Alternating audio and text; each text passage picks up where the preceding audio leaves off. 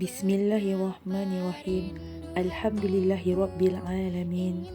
Wassalatu wassalamu ala asyrafil anbiya'i wal mursalin wa ala alihi washabbihi ajmain.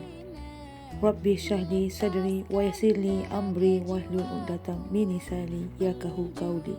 Assalamualaikum warahmatullahi taala wabarakatuh.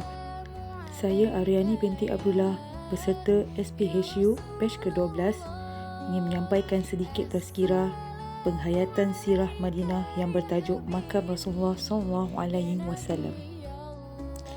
Makam Rasulullah SAW terletak di kawasan Raudah di dalam Masjid An-Nabawi.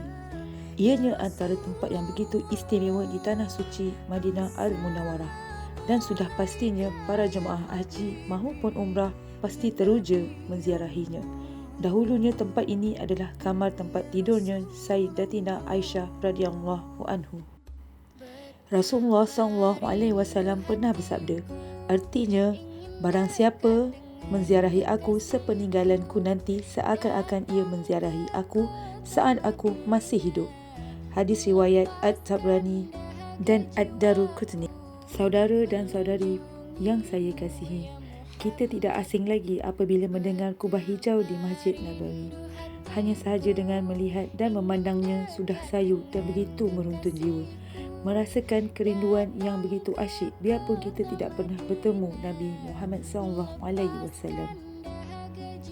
Dalam sebuah hadis dari Abu Hurairah radhiyallahu anhu, sesungguhnya Nabi SAW pernah bersabda, setiap Nabi memiliki doa yang pasti Allah akan kabulkan, dan aku Muhammad SAW menyimpan doa tersebut sebagai syafaat bagi umatku di akhirat nanti. Hadis riwayat Al-Bukhari. Lihatlah betapa kasih cintanya Nabi SAW kepada kita semua, kepada umatnya, tidak boleh diungkap dengan kata-kata. Di samping makam Rasulullah SAW ada makam sahabat, iaitu Abu Bakar As-Siddiq dan Umar Al-Khattab. Saat Masjid Nabawi diperluas, rumah Aisyah posisinya berada di dalam kompleks Masjid Nabawi.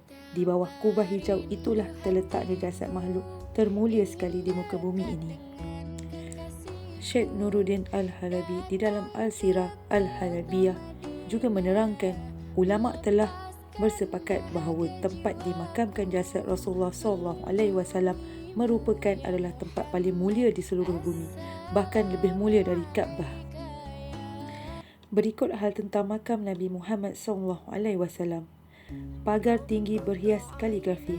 Makam Rasulullah SAW dibatasi oleh pagar tinggi yang berhias kaligrafi berwarna keemasan. Ada penjaga khusus yang di mana menjaga di sekitar makam. Tugasnya adalah mengingatkan para jemaah yang berbuat hal berlebihan atas makam Nabi seperti menangis ataupun solat di depan makamnya. Kedua, makam Nabi Muhammad SAW merupakan kamar Aisyah. Pernah terjadi perdebatan antara sahabat ketika hendak memilih lokasi untuk memakamkan Rasulullah.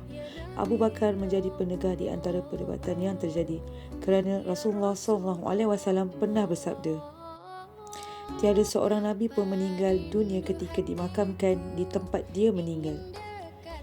Apa yang disampaikan Abu Bakar menjadi penegah sekaligus menjadi argumen mengapa Nabi Muhammad SAW dimakamkan di kamar Aisyah. Ketiga, makam di dalam masjid.